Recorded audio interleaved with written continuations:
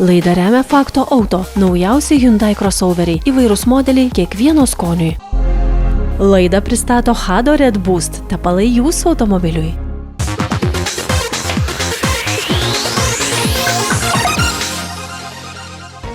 Yra vairuotojų, kurie prisibijo elektromobilių, nes nebus kur krauti, stotelių trūksta.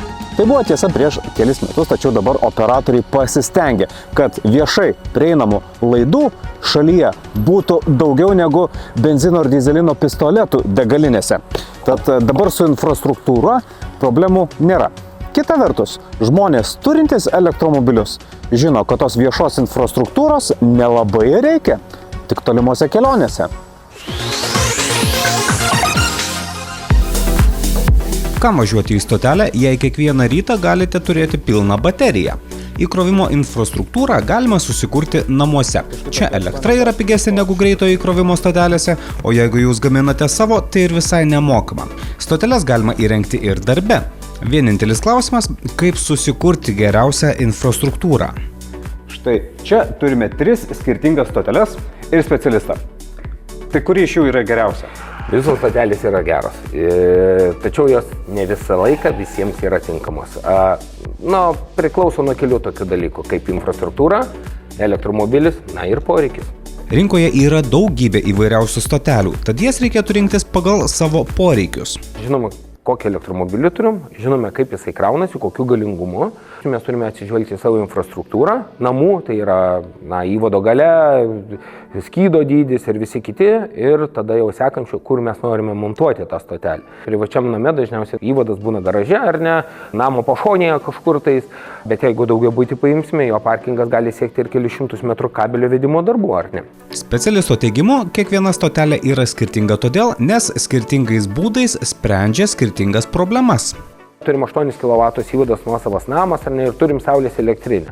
Ir mums būtinas tas poreikis, kad galėtume vasarą pasikrauti tiesiai iš saulės elektrinės ir tą atlikti kokybiškai. Tai visos šitos 3 stotelės tą gali daryti, tačiau Wallbox'as tą gali geriau daryti. Dėl ko? Dėl to, kad jo dinaminis galios valdiklis, kas yra privaloma turint tokią galią, nes jeigu mes turime elektromobilį 11 kW krovimo galingumą ir mes krausime 8 kW įvadę, tai automatiškai vadinį automatą gali išmušti, dinaminis valdiklis atlieps 2 funkcijas.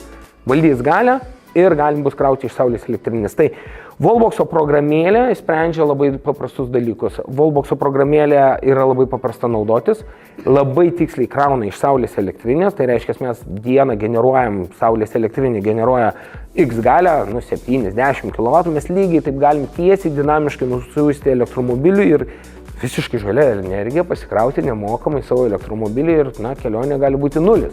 Tačiau Wallbox stotelės montavimas reikalauja kabelių vedimo. Tuo tarpu Wool stotelė leidžia atsisakyti sienų gręžiojimo, bet to ji tinka tiems, kurie elektrą perka pagal Nord Pool tarifą.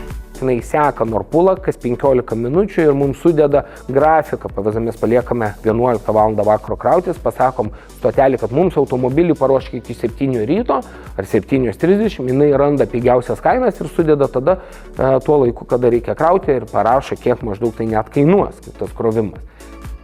Taip pat ši Wool stotelė tinka verslui, nes ji turi platformą, kuri leidžia apmokestinti elektrą ir padaryti viešą prieigą prie stotelės.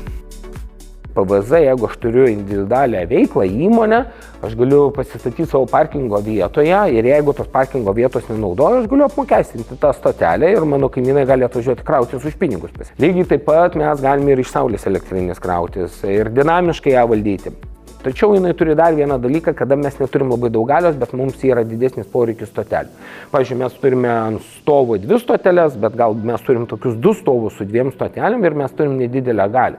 Ką jinai moka tuo, kad jinai gali vienos fazės lygyje sekti apkrovas ir tas fazės balansuoti. Tai reiškia, mes minimalia gale galime panaudoti pilną galią. Trečioji ant stalo esanti NextBlue stotelė rinkos naujiena iš Švedijos, kuri išsiskiria itin didelėmis galimybėmis.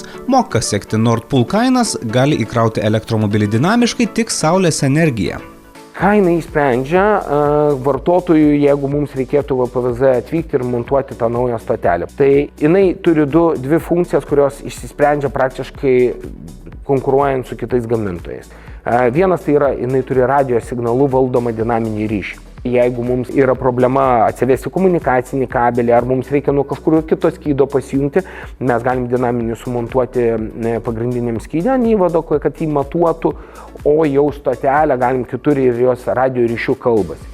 O jeigu interneto ryšys dingtų, tai stotelė persijungs į eSIM režimą ir veiks toliau. Nextblue stotelės išskirtinumas – Vehicle to Grid technologijos palaikymas, kuris reiškia, kad su ja namus galima maitinti iš tokią technologiją palaikančio automobilio.